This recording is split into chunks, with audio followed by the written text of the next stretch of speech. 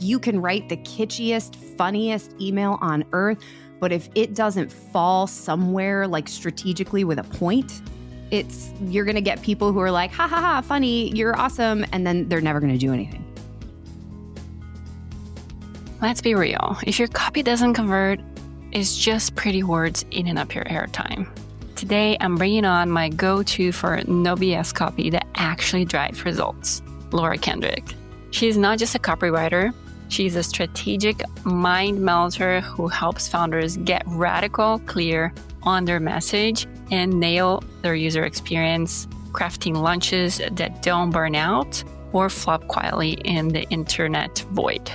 Laura's one of those rare voices who can pair sharp as hell strategies with real human clarity. And if you're being duct taping your sales page, recycling someone else's template, or wondering why your funny email doesn't convert, this is your wake-up call. We talk brand voice, copy that sells without sounding salesy, user-first strategy, and the invisible friction points killing your launches. Plus, why clarity is the ultimate filter for every decision in your business. If you want a brand that actually reflects who you are and copy that converts without compromising your voice, this episode is your new best friend. Let's hit it.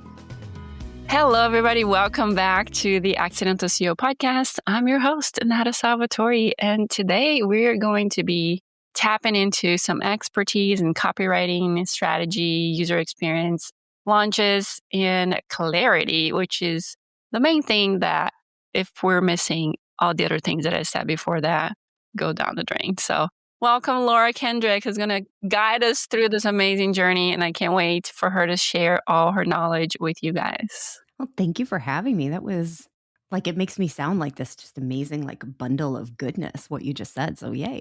Because you are. I work with you. And I can attest to that. So take it. I'm gonna. All right. So tell us a little bit about just you and what you do, who you serve.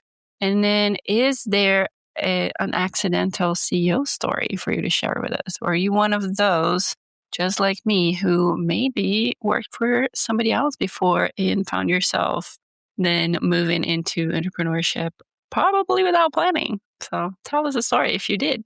Yeah. I mean, that's interesting. I always had this entrepreneurial pull that I didn't even recognize I had, to be honest with you, because when I was in grad school, I was with a group of people. I was working in a restaurant. I was managing it. And I had actually put together a group of people and we were going to open up our own restaurant. And I had the space, I had the attorneys, everything. And I've discovered in life, there are two kinds of people, the talkers and the doers. And unfortunately, I was the doer and I was with a bunch of talkers. And so we just, things happened and it didn't follow all the way through. And then that actually happened again with another business where I pushed everything forward and we were right on the cusp and it just kind of fizzled out, if you will. And so at that point I was like, okay, this is just me. I'm going to just go.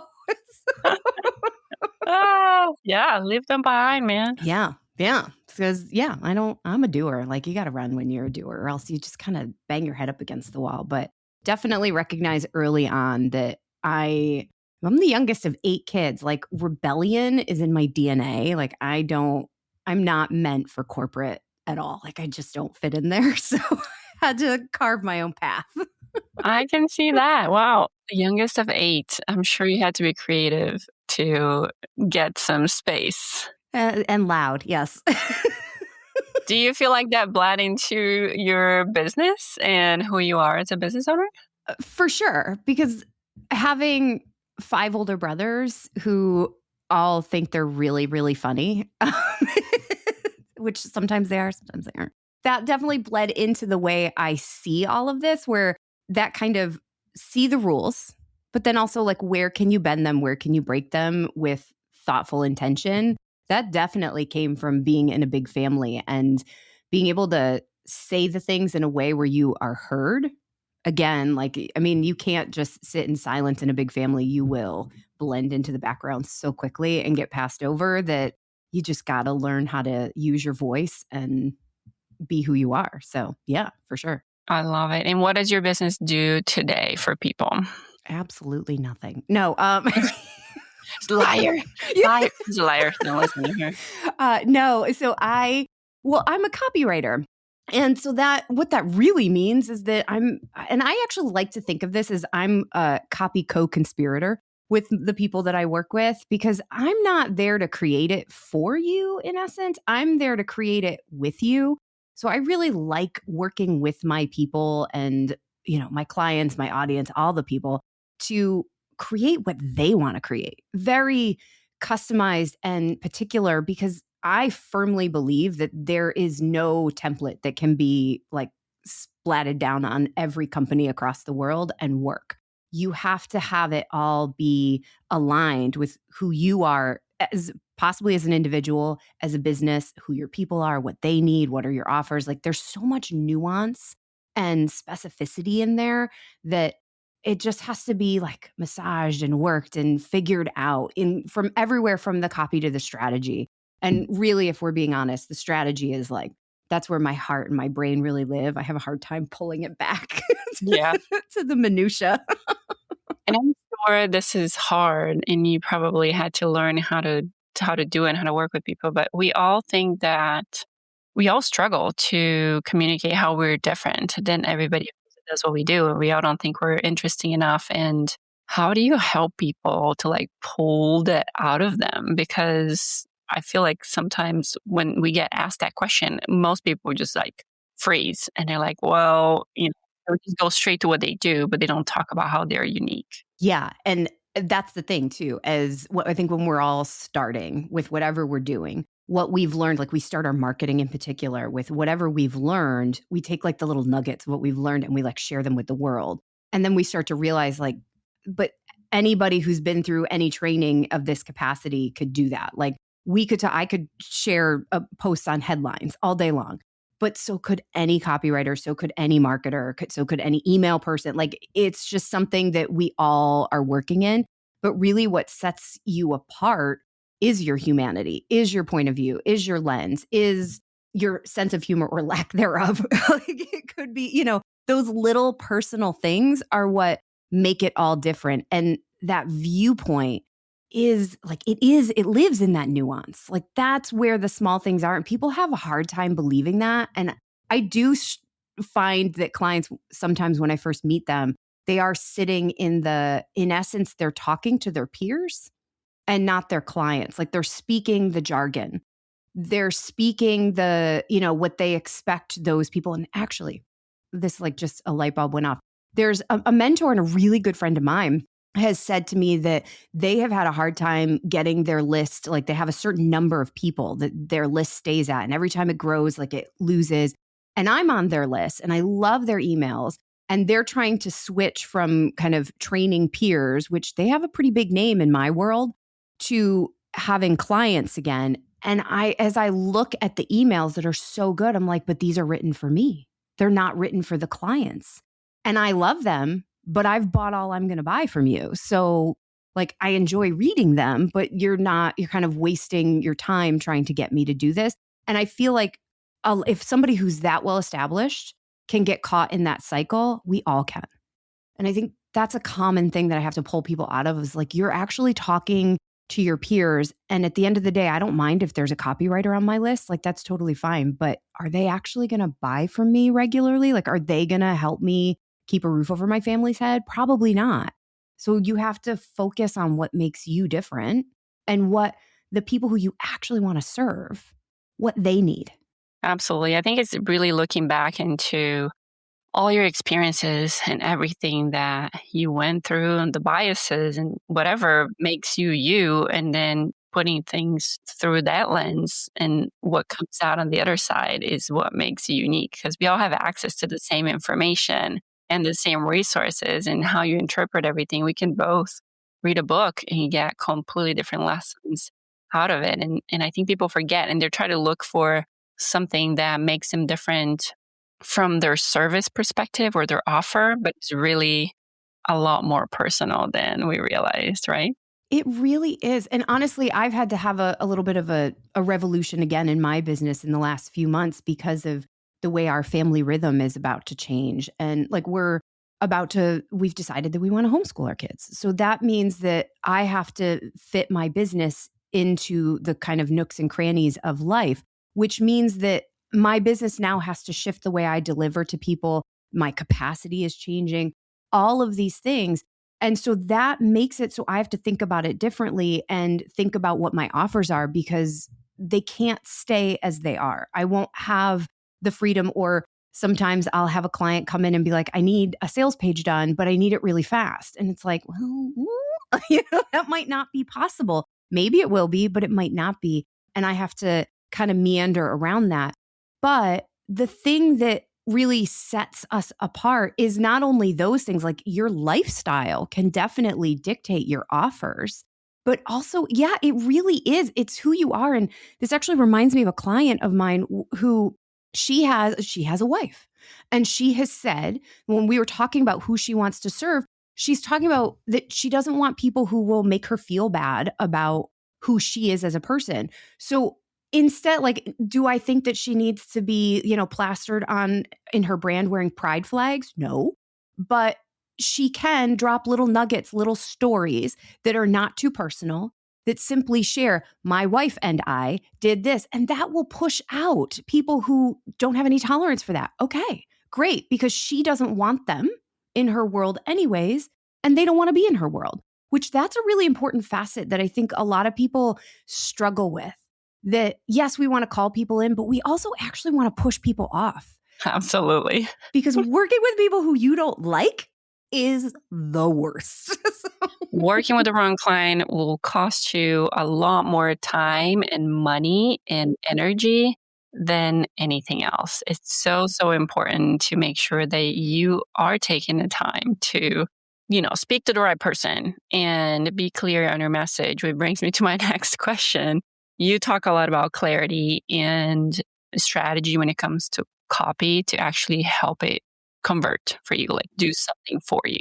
How do you define that clarity when it comes to marketing? And what do you feel like is the single biggest problem that most founders overlook when it comes to clarity itself? Well, the whole thing, to be honest with you.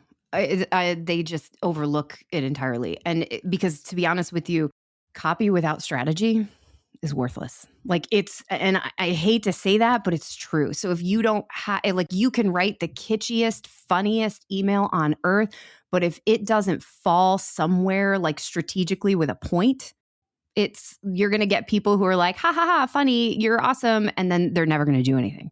So there has to be a strategy, and there has to be small strategies that are like kind of in the individual piece, but then there's also these big overarching strategies that those small strategies are aimed at. And if you don't have those things, first of all, it doesn't make sense for like the people who are consuming it. It also, your business is not going to be sustainable in the long run, because you can only throw spaghetti at the wall for so long before your head explodes and your energy runs out and your bank account is empty. And at the base of all of that is this clarity. Because you cannot, like, as I said before, you cannot take somebody else's strategy and just copy and paste it on top of your business, because your business is different. You're different. Your people are different. And so it takes that level of clarity of understanding your people, yourself, and you versus your business, especially if you're a solopreneur or a small team.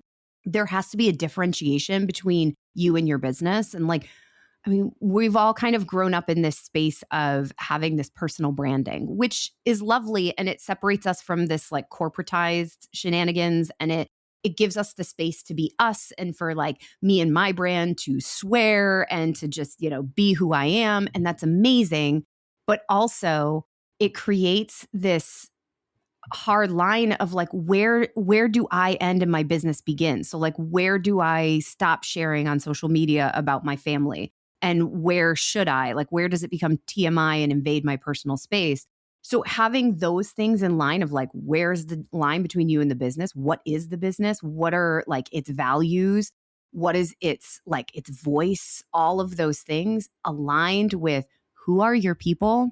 It like very precisely, who are your people? Where are they in their journey of whatever it is that you serve? What do they need to hear in order to move along that journey? How do you say the things that kind of push the right people in and push the wrong people out?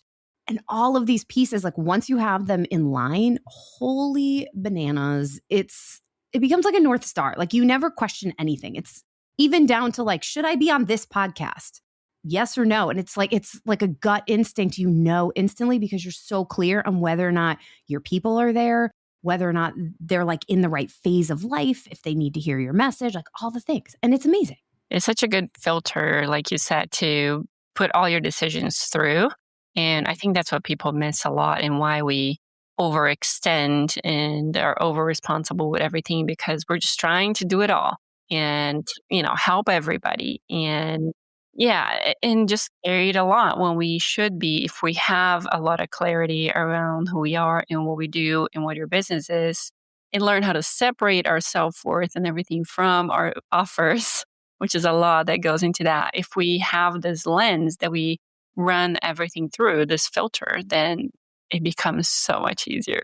I love that. So much easier. Like pricing, offers, like everything. Once you have this level of clarity, and it's really not hard to get, like you really just, I've seen it happen through kind of like 3 basic moves of establishing, like genuinely establishing your brand voice, not asking ChatGPT, like actually taking the time to really flesh it out, getting your messaging on point and like dug deep, and then also getting proper voice of customer. Again, not using chat. Like these are the things you cannot use Chat GPT for. Mm-hmm.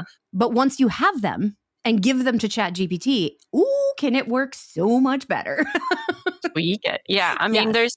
that's a whole other podcast, like how to properly use that. I, as somebody who does use it a lot for strategic thinking, and, I love to have some back and forth and have it ask me questions and help me see patterns that I don't see. But it really, if you don't feed the whole essence of who you are and what you do in there, then it's just random questions. It will give you nothing. So yes, we'll leave that for another podcast. Yeah. It'll miss the mark. And because that's the thing is if you won't even see it, because if you don't know what your people need, you will see that like, oh, this isn't, like you can't see that it's just off center.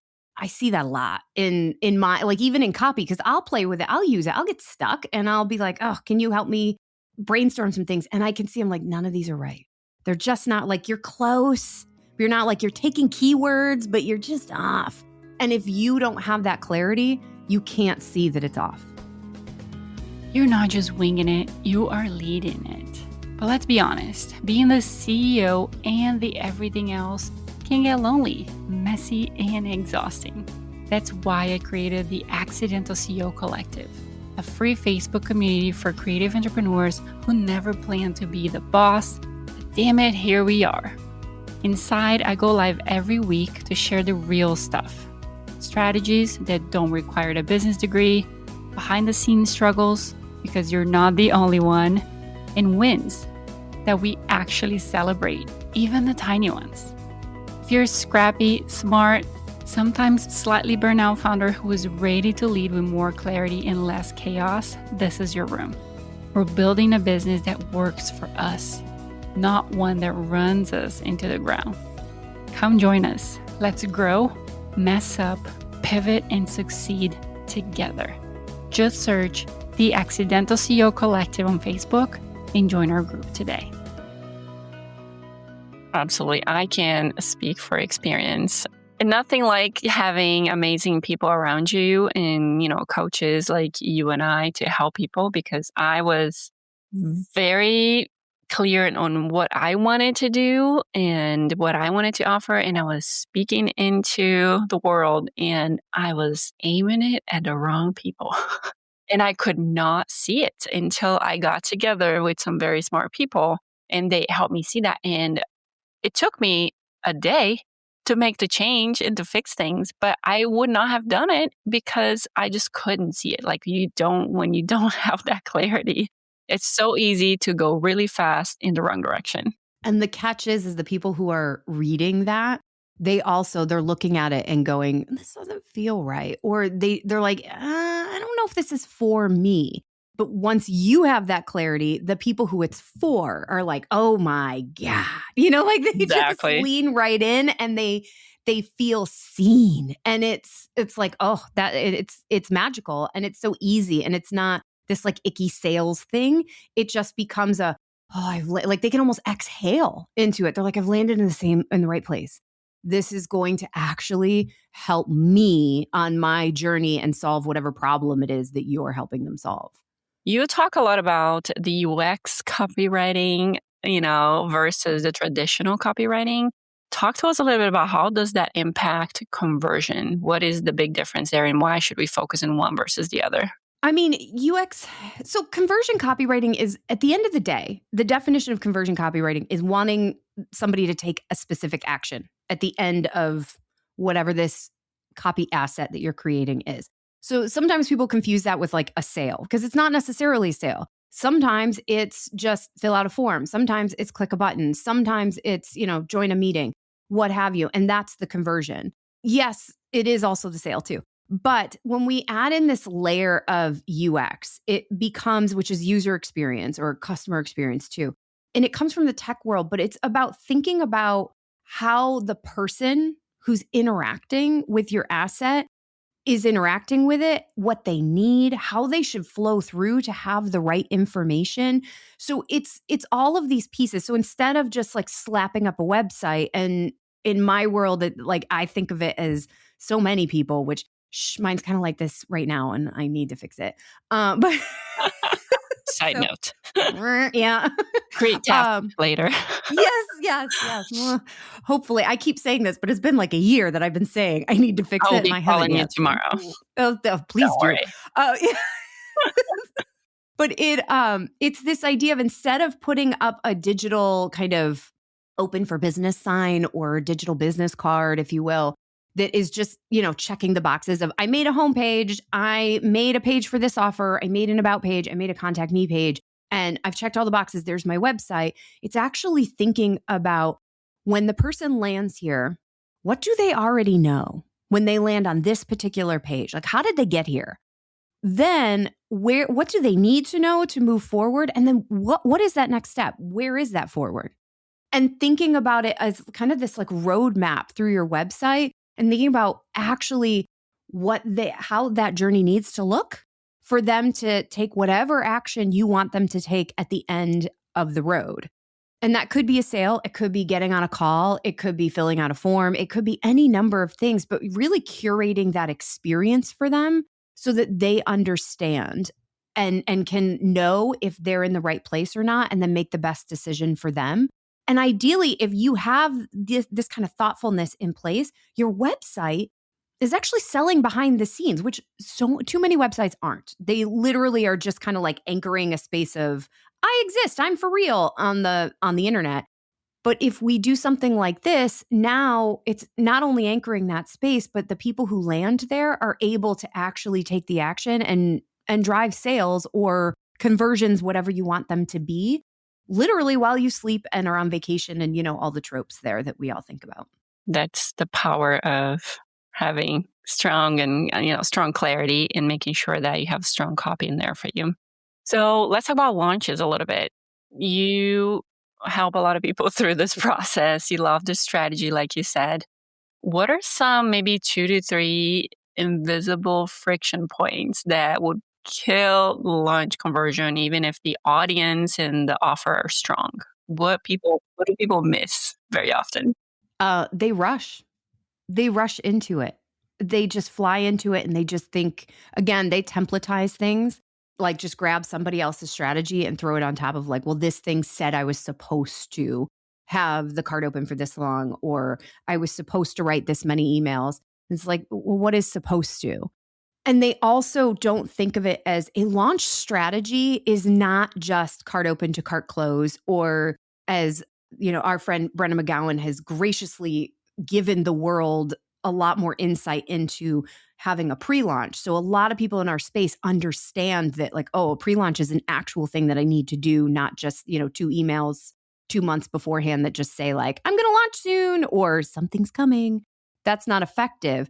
But it's even bigger than that. A launch strategy is a full marketing arc. It is a full sales arc. So you have to think in terms of the growth period where you are pulling people into your world in whatever way you do that. then that kind of nurture or that get to know you period where they are kind of deciding if it's the right fit. And honestly, especially if you have a higher touch or high ticket space where you're getting to know them too. So it's not just one sided. And then jumping into that pre launch space and then that launch space, and then also thinking about a post launch. It is a full arc. So you really can't just sit there and be like, I think I'm going to launch next month. That might work once or twice, but eventually, if you're not thinking about how you're growing your numbers, adding to your list, nurturing those people along to get them to where they are ready psychologically to buy, then eventually it's going to start to dwindle out. You're also going to hit burnout because a launch is a big thing. And if you don't kind of give it that space and time, you're just going to be like, oh my God, I can't do this. And you're going to feel all that cortisol and all that stress. And then you're just going to be like, I don't like to launch. Fair enough. I wouldn't want to launch that way either. Yeah. Structure and support to really hold space for you to do things the right way and not rush it, right? Take the time. Take the time. You talk a lot about messaging alignment when it comes to collaboration. So I just want to dive into that a little bit more. We sometimes get offered so many opportunities, trying to navigate going through all these offers and really understand where should we be putting our time and energy and not just saying yes to everything. What are some of the questions that maybe someone should be asking before they say yes to a partnership? And maybe what are some red flags that you've learned to trust from just looking at this partnership and collaboration idea? Yeah. I think the first thing to do is a gut check. Like, does it feel like a good alignment? Does it feel like this person, has an energy that you can stomach? Because every once in a while, like somehow I got on somebody's email list and it's not really a list. They're emailing me and I'm like, I don't want to be rude, but stop emailing me.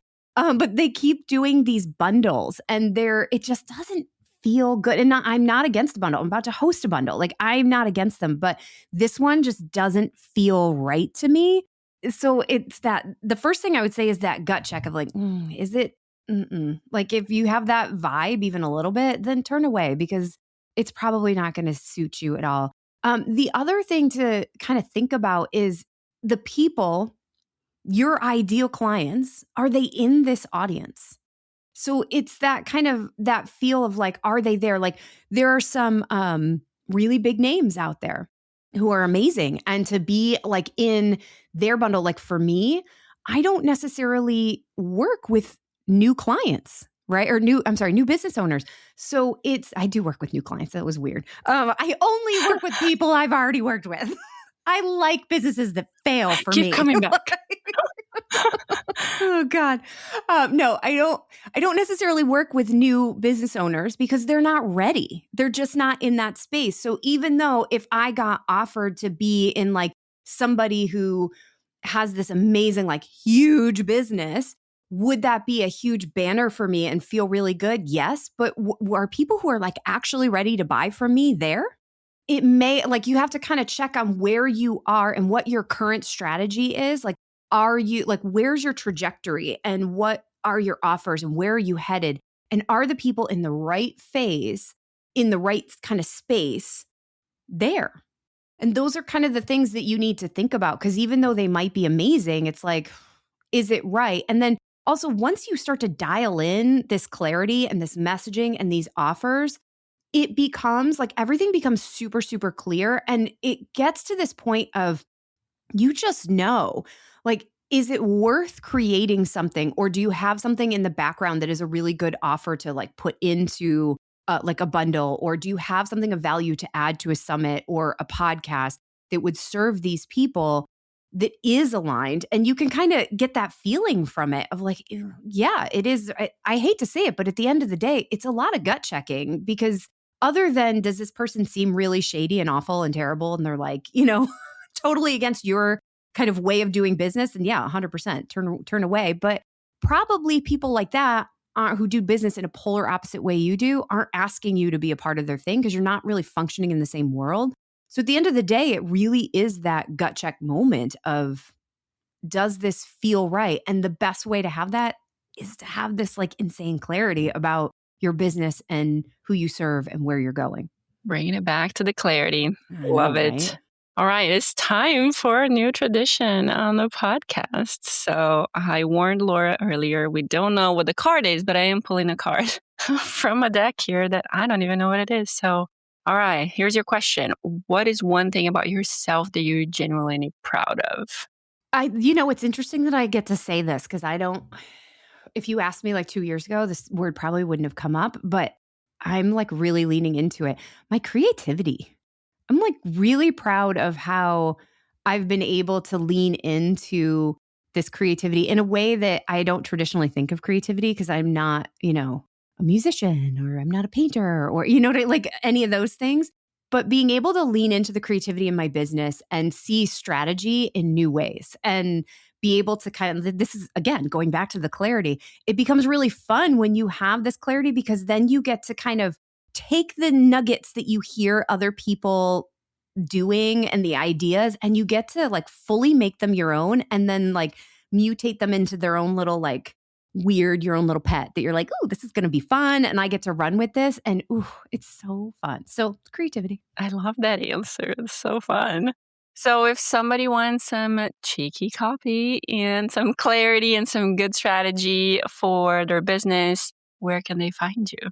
Well, I love that you're asking that because I am just now launching a brand new little free offer, of course, that's a little podcast and it's going to be so fun.